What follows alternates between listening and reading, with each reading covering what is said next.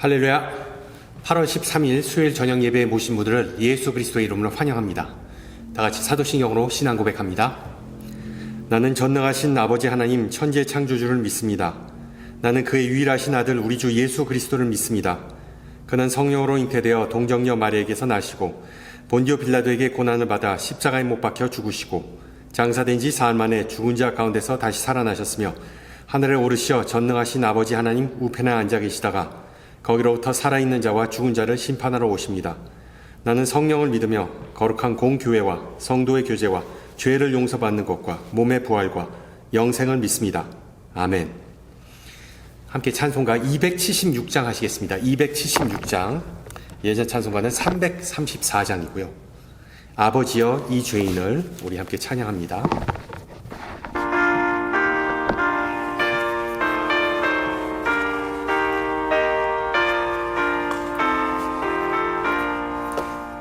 아버지여 이 죄인을 용납하여 주시고 예수님의 이름으로 구원하여 주소서. 아버지를 떠나 산지 벌써 오래되었고 험한 길에 고난 몸이 이제 돌아옵니다.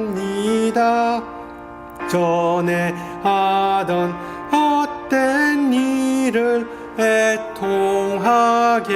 여기고 겸손하게 엎드려서 용서하심 빕니다. 은혜 감당 못하오나 회개하는 영혼과 나의 약한 육신까지 감히 드리옵니다. 나의 죄를 사하시려 주님 죽으셨으니 그 공로를 의지하여 주만 의지합니다. 아버지여 용납하사 나를 품어주시고 주의 사랑 품 안에서 길이 살게 하소서. 아멘. 네, 하나님께서 오늘 저녁 우리에게 주신 말씀 이사야 1장입니다. 1장 10절에서 20절 말씀, 제가 가진 성경으로 구약 968페이지입니다. 이사야 1장 10절에서 20절 말씀을 받들어 봉독합니다. 너희 소돔의 관원들아 여호와의 말씀을 들을지어다. 너희 고모라의 백성아 우리 하나님의 법에 귀를 기울일지어다.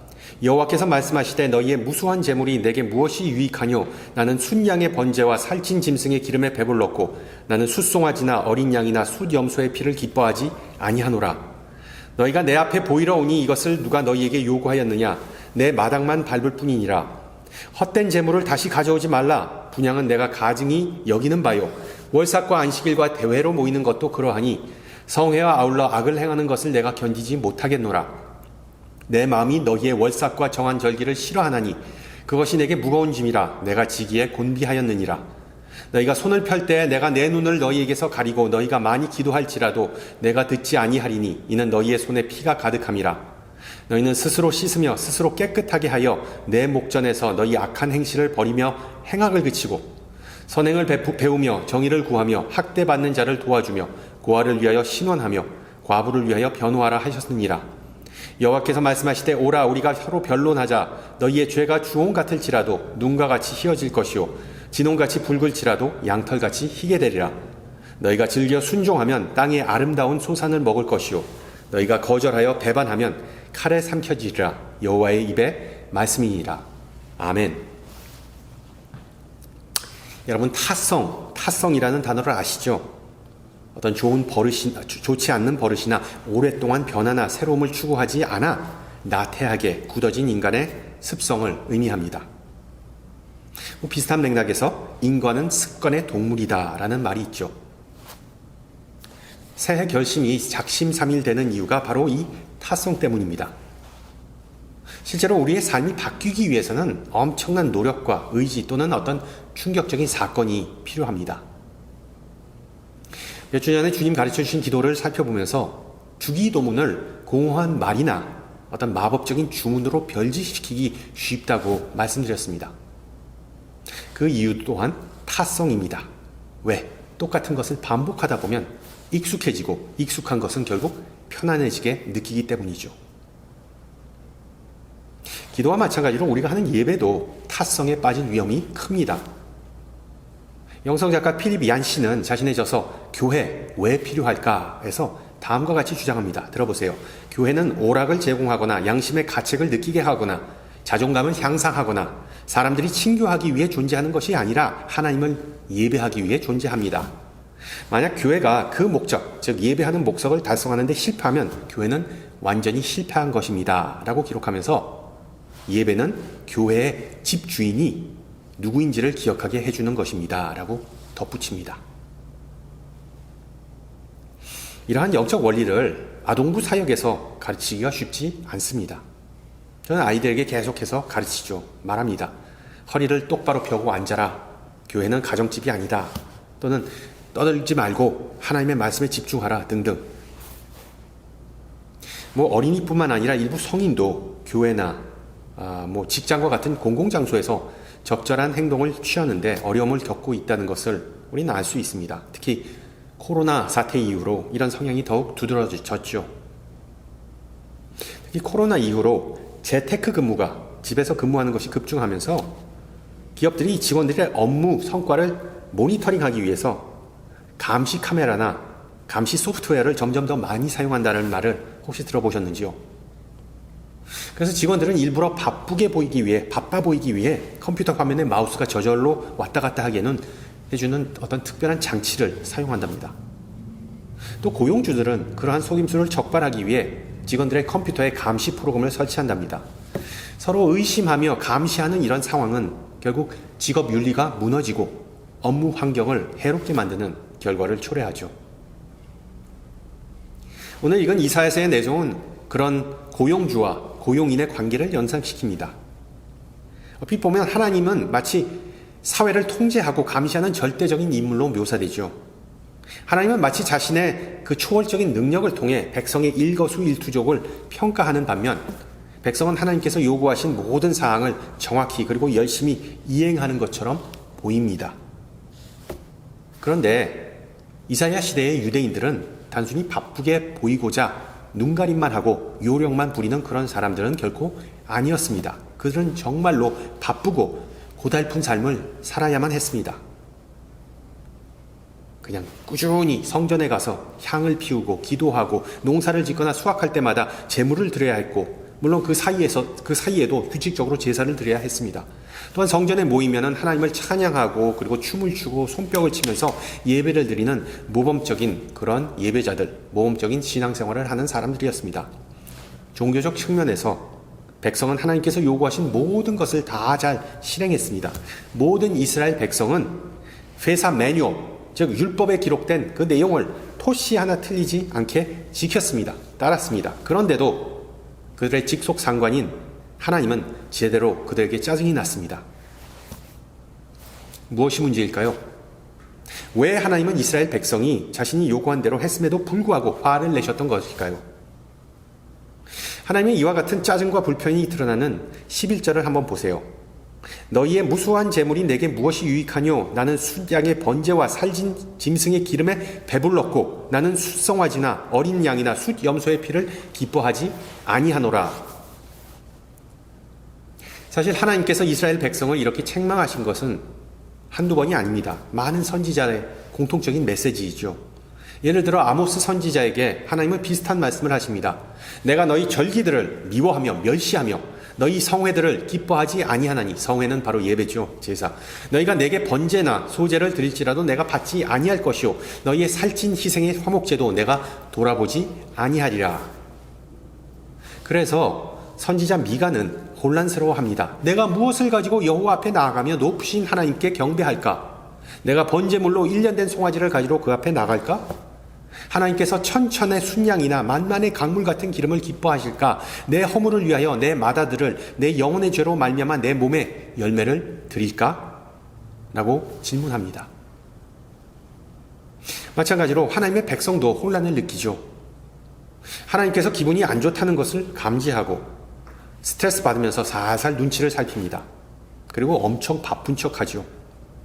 마치 말 안 듣는 자녀를 부모가 감시하듯 하나님은 그들을 지켜보고 모든 움직임을 주시하십니다. 게다가 하나님의 메시지는 일괄적이지 않아 보이기에 더욱 혼란스럽습니다. 하나님께서 하라는 대로 다 했는데 왜 하나님은 기분이 안 좋을까? 하나님은 도대체 무엇을 원하시는 것일까요? 이스라엘 백성의 예배에 무엇이 문제일까요? 물론 이런 의문이 우리와는 아무런 연관이 없다고 생각할 수도 있습니다. 우리 그리스도인은 구약시대의 이스라엘 백성과는 다르게 예배하기 때문이죠. 그러나 비록 예배의 형식이 변했을지라도 예배의 대상은 똑같습니다. 하나님은 여전히 천국에서 우리의 예배를 지켜보고 계십니다. 따라서 우리도 조심해야겠죠. 우리도 예배로 하나님을 기쁘게 하는 예배가 아니라 노엽게 하는 예배로 언제든지 그런 예배로 전락할 수 있다는 것 사실을 인정해야 합니다. 따라서 오늘 하나님을 기쁘게 하시는 예배의 핵심 포인트 몇 가지를 좀 간단하게 살펴보고자 합니다. 첫째, 예배의 중심은 우리가 아니라는 점을 항상 기억하세요. 오늘 읽은 본문에서 하나님은 직설적으로 말씀하십니다. 이스라엘 백성의 그 맥빠진 예배를 지적하시면서 삶 속에서 하나님의 정의와 사랑을 드러내라고 촉구하십니다. 비슷한 맥락에서 예수님은 이 백성이 입술로는 나를 공경하되 마음은 내게서 멀도다 라고 하시며 공허한 예배를 비판하셨습니다. 쉽게 말해 하나님은 우리의 예배가 진심인지 아니면 가식인지를 알라고 하십니다. 우리가 하나님의 성품을 반영하는 삶을 살고 있는지 아니면 하나님을 섬기는 척하는 종교적 형식주의에 빠졌는지를 자각하라는 것입니다. 그렇다면 알맹이가 꽉 찬 예배, 은혜가 넘치고 의미가 있는 예배는 과연 어떤 예배일까요? 그런 예배를 결정하는 요소는 바로 믿음입니다. 믿음이 있는 예배. 기본적으로 우리는 예배 중에 성경을 읽고 말씀을 듣고 찬송가 부르고 신앙을 고백하고 죄를 고백하고 기도하고 헌금을 드립니다. 예배 안에는 이러한 다양한 요소, 즉 의식들이 존재하지죠. 그런데 하나님은 추가로 우리에게 무엇을 더 원하시고 계실까요? 예배만을 놓고 본다면 우리는 주일마다 우리 몫을 다 하는 겁니다. 그리고 예배를 마치고 성전을 떠날 때 하나님께서 일주일 동안 그분의 몫을 다 하실 것을 우리는 기대합니다. 문제는 하나님과의 관계는, 하나님과의 예배는 이처럼 주고받는 관계가 아닙니다. 예배는 결코 거래가 아닙니다. 하나님은 우리가 죄를 얼마나 자주 또는 많이 고백하느냐에 따라 용서해 주시지 않습니다. 우리가 기도할 때 무릎을 꿇고 머리를 숙이거나 그만 소리를 외치거나 눈물을 흘린다고 더 기꺼이 용서해 주시지 않습니다. 실제로 죄의 사함은 인간이 무엇을 하느냐, 즉 공로가 아니라 하나님의 순수한 선물, 즉 은혜의 결과이죠. 따라서 예배할 때 무엇을 어떻게 하느냐가 그다지 중요한 것은 아닙니다. 이사야의 말을 빌리면 재물이 얼마나 크고 살쪘는지, 즉 하나님께 얼마나 많은 헌금을 갖다 바쳤는지, 하나님께 얼마나 자주 와서 예배를 했는지, 그것이 핵심이 아니죠. 예배의 핵심은 우리의 행위가 아니라 우리의 믿음의 크기입니다. 우리의 믿음의 크기. 이것이 하나님께서 이사야에게 강조하시는 내용입니다. 예배의 모든 의식, 모든 구성 요소는 하나님의 고유의 속성인 하나님의 자비로움과 은혜를 가리킨다는 것이죠. 그러므로 우리가 예배할 때마다 누가복음 18장에 나온 세리의 믿음, 즉 하나님은 늘 신실하고 은혜롭다는 그 믿음을 가지고 하나님 앞에 서는 것이 가장 중요합니다. 그 세리가 예배 중에 무엇 했는지 기억하시나요?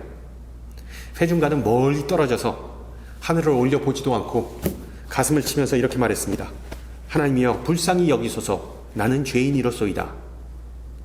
로마 가톨릭 신자들의 기도문이기도 하죠. 내 탓이오, 내 탓이오. 예배를 통해 우리가 죄인임을 고백하고 전능하신 하나님은 우리를 온전케 하시는 분임을 고백하는 것이 바로 참된 예배의 핵심입니다. 따라서 예배할 때 항상 자가 진단하는 습관을 기르세요. 나는 주일날 바빠 보이는 것인가? 하나님께 눈도장 찍으러 나온 것인가? 내 예배는 삶의 참된 모습인가? 아니면 단순한 어떤 습관인가? 주일에는 하나님을 찬양하지만 주중에는 다른 사람을 욕하지 않는가? 내 예배는 참된 감사와 겸손과 경외심 그리고 하나님의 뜻과 일치하는 그런 열망을 수반하는가? 예수님은 분명히 말씀하셨죠. 하나님은 영이시니 예배하는 자는 영과 진리로 예배할지니라. 결론적으로 하나님은 이스라엘의 예배를 거부하셨습니다. 마음과 행동이 분리된 허례의식이었기 때문이죠. 이스라엘의 예배 행위는 자신들의 죄와 도덕적 결함을 감추고자 하는 어떤 패러디, 촌극에 불과했습니다. 진정한 예배는 하나님의 영으로 충만하지 인간적인 위선이나 허세가 없습니다. 참된 예배는 솔직하고 투명하기에 인간의 약점을 그대로 노출하고 하나님의 용서를 통해 하나님과의 긴밀한 관계를 구축합니다. 둘째, 하나님께서 기뻐하시는 예배는 정의와 공의를 갈망하는 예배입니다. 정의와 공의. 16절을 보세요. 분위기가 갑자기 변합니다. 하나님은 불쾌함만을 드러내시지 않고 공허한 예배에 대한 하나의 해결책을 제시하면서 이렇게 말씀하십니다. 너희는 스스로 씻으며 스스로 깨끗하게 하여 내 목전에서 너희 악한 행실을 버리며 행악을 그치고 선행을 배우며 정의를 구하라. 이사야 선지자는 하나님께서 제시한 내용이 다소 추상적이고 모호하다고 느꼈는지 청중에게, 이스라엘 백성에게 두 개의 구체적인 예를 제시합니다. 학대받는 고아를 도와주고 과부를 변론하라. 죄인도 있고 병자도 있고 가난한 자도 있는데 왜 굳이 고아와 과부를 옹호하라고 할까요? 지금은 상상할 수도 없는 일이지만 구약시대의 여성과 아이들은 부정한 자, unclean, 부정한 자의 대명사였습니다. 예루살렘 성전의 핵심 경내에 들어갈 수조차 없었습니다. 그들은. 따라서 과부와 아이들을 돕기 위해서 예배자는 성전 밖으로 나가서 세상 속으로 들어가야만 했습니다. 역설적이지만 야훼 하나님은 부정한 세상 속으로 나가서 손을 더럽히면서 어려운 자들을 돕는 그것이야말로 예배자가 자기 자신을 깨끗하게 하는 방법이라고 말씀하십니다. 즉 성과 속의 고정관념을 완전히 깨부시는 것이죠. 앞서 말씀드렸듯이 하나님은 예배자들이 타성을 극복하고 익숙하고 편안한 종교적 습관을 뜯어 고치기를 원하십니다. 좀 더 세부적으로 보면 하나님의 분노는 단순히 어떤 형식적인 예배 때문이 아니라 이스라엘 사회에 만연한 정의와 사랑의 결여였습니다. 백성이는 하나님의 고유의 성품인 자비와 긍휼, 약자에 대한 배려를 소홀히 했습니다. 이는 예언서뿐만 아니라 성경 전체에 흐르는 아주 중요한 주제이죠. 아모스서의 핵심 메시지이기도 합니다. 오직 정의를 물같이 공의를 마르지 않는 강같이 흐르게 할지어다. 따라서 참된 예배는 우리의 삶을 하나님의 정의로운 마음과 일치시키는 것입니다. 억압받는 자들을 돌보고 약한 자들을 보호하며 정직하게 사는 것을 의미합니다. 이것은 우리에게도 마찬가지입니다. 참된 예배는 교회 내에서만이 아니라 일상 속에서 그런 믿음을 실천하는 것입니다. 그런 면에서 중요한 것은 바로 일관성이죠. 일관성. 예배가 신학적으로 정확한지 틀렸는지, 예배 순서가 예식서와 일치하는지, 또는 어떤 찬양, 어떤 악기, 어떤 기술 또는 어떤 성경 번역본을 사용하는지는 그다지 중요하지는 않습니다. 예전에 한국에서 킹 제임스 성경이야말로 참된 하나님의 말씀이라고 주장하는 그런 이단, 사이비가 있었습니다.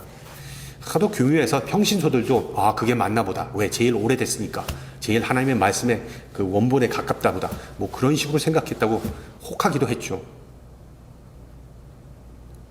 또는 유튜브에 올라온 기독교 관련 찬양 영상을 보면 이 노래야말로 참 복음적이다, 아니면 이게 참된 성경적 예배의 표본이다 라고 주장하는 댓글이 많이 보입니다. 여러분 그거 아세요? 이단들이 제일 많이 쓰는 레퍼토리가 바로 당신의 주장이 성경적이냐 또는 그게 성경에 어디에 있느냐입니다. 그 사람들은 그걸 갖고 따집니다. 미안하지만 자기 신학적 성향, 자기 신앙 정통에 맞는 것이 결코 성경적인 것은 아니죠. 이단도 성경을 언급하고, 그리고 사단 마귀도 성경을 다 언급합니다. 유감스럽지만 참된 예배, 성경적 예배는 예배 예식 그 자체뿐만 아니라 예배자의 삶과 마음과 생활 방식을 다 포함합니다. 일요일만이 아니라 월요일부터 토요일까지 가정이나 직장이나 그리고 여러 공공장소에서 나타나는 삶 그 자체를 의미합니다. 물론 이사야 선지자는 우리에게 예배하지 말라고 말하는 것이 아닙니다. 주일 예배가 가치가 없다고 주장하는 것이 아닙니다. 다만 예배와 일상생활의 단절을 경고하는 것이죠.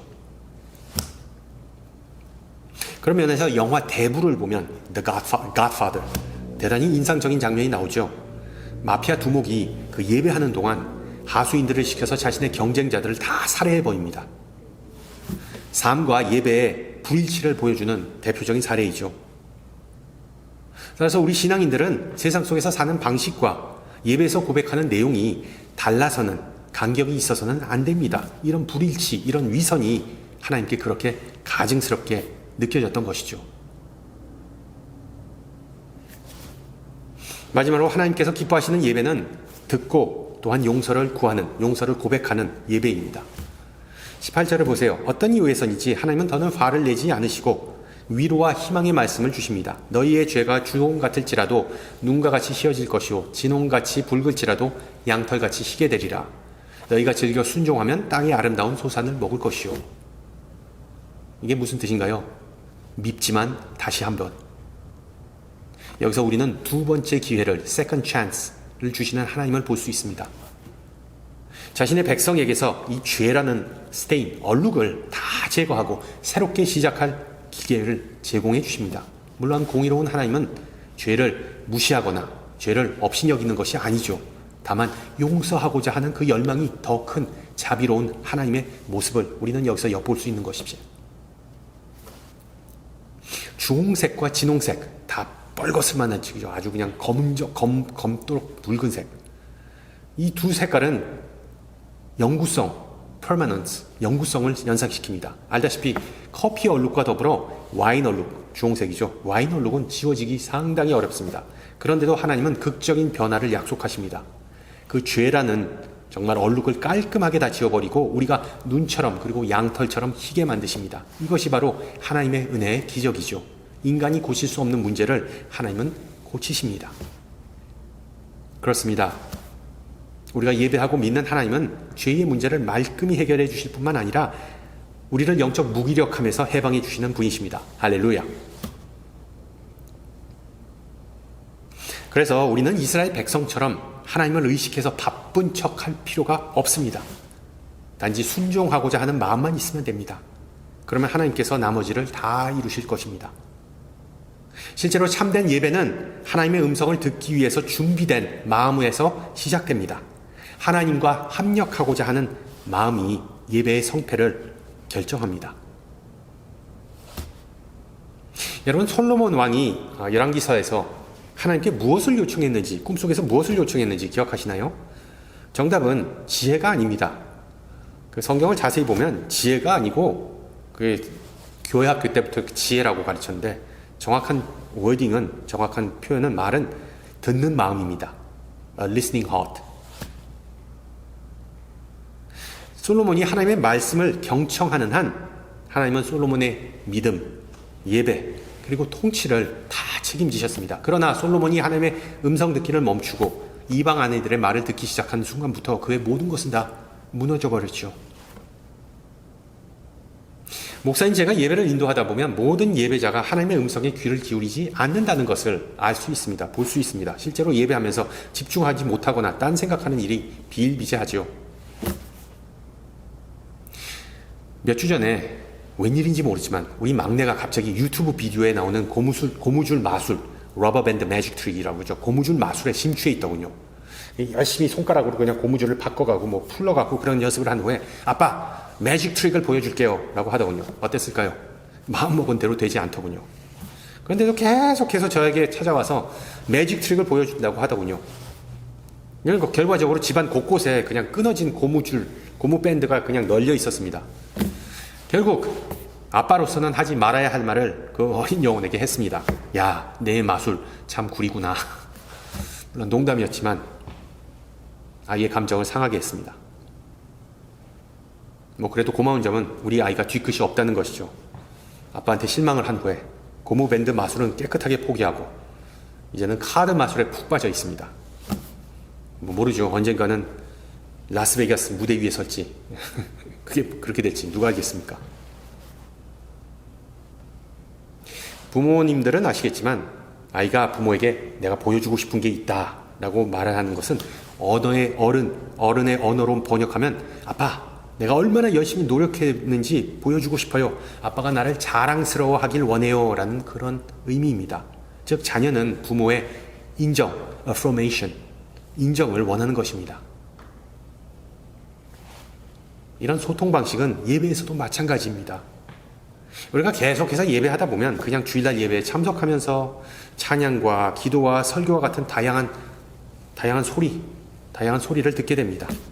그런데 실제로는 전혀 아무것도 듣지 않는 상황이 발생하죠. 한 귀로 들어갔다 다른 귀로 나와버립니다. 그래서 예배자는 먼저 듣는 마음, 옥토와 같은 마음을 갖는 것이 중요하죠. 특히 우리의 자녀부터 하나님에 이르기까지 사랑하는 이들의 말과 그들의 음성을 듣기 위해서는 정말 큰 노력과 훈련, 그 메시지를 감지하고자 하는 그런 마음이 필요합니다.